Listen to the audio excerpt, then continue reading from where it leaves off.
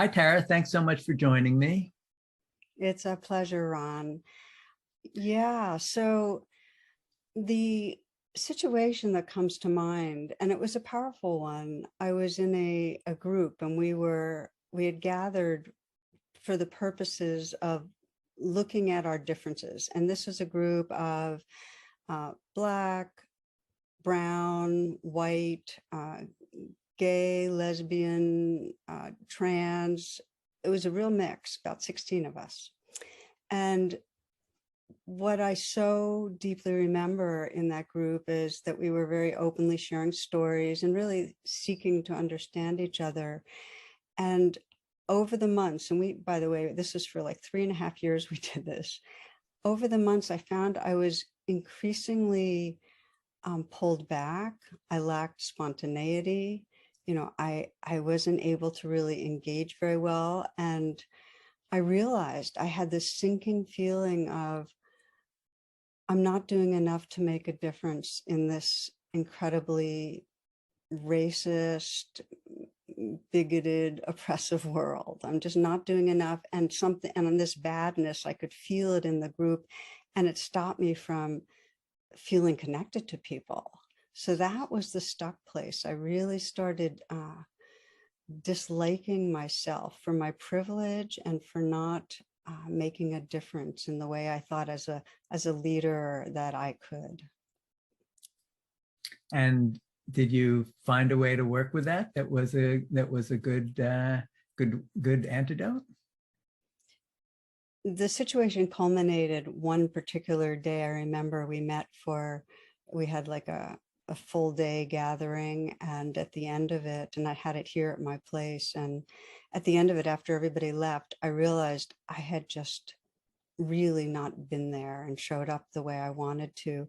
And so I did a practice of mindfulness and compassion. Many people listening might know it. It's called RAIN, where I started just to bring those qualities of presence to my experience. And so the recognizing of RAIN, it goes recognize, allow, investigate, and nurture.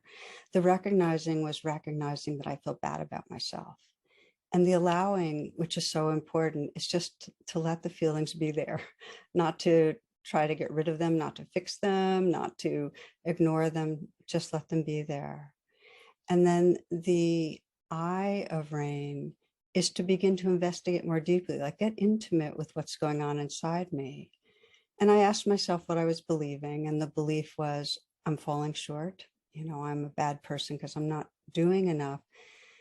And then I asked myself, well, where do I feel it? And I could just feel this really deep, old, familiar kind of shame place of not worthy, not okay.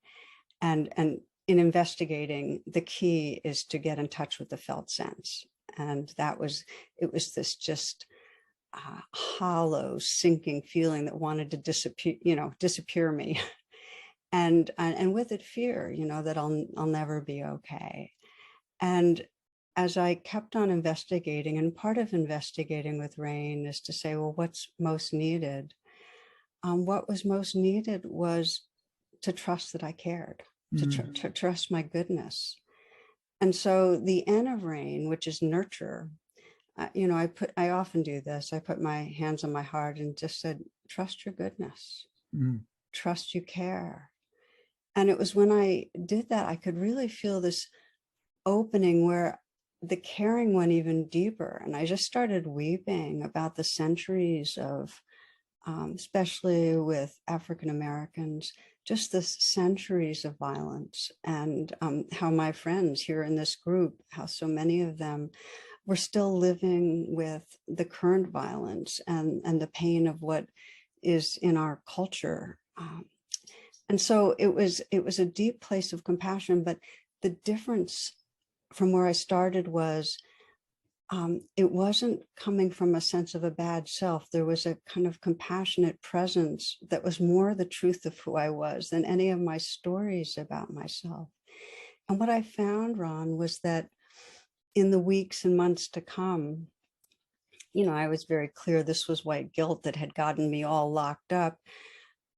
Rather than feeling a personal guilt, I felt a kind of accountability, like I can respond. I am responsible. It's not my personal fault, but it's our collective domain to respond to. And I was actually much more able to develop what are now real intimate friendships in the group. I became more spontaneous and actually more active in anti-racism.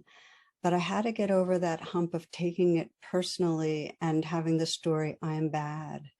And the RAIN practice, which is really applied mindfulness and compassion, unlocked that for me.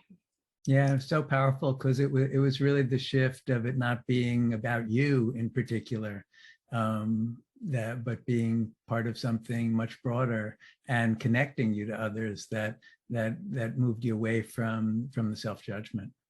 That's right. That's right. I had to not take it personally and yet be fully accountable. Yeah, no, thank you so much for sharing that. Thank you. And thank you for your book, which I know is going to touch many, many hearts. No, thank you.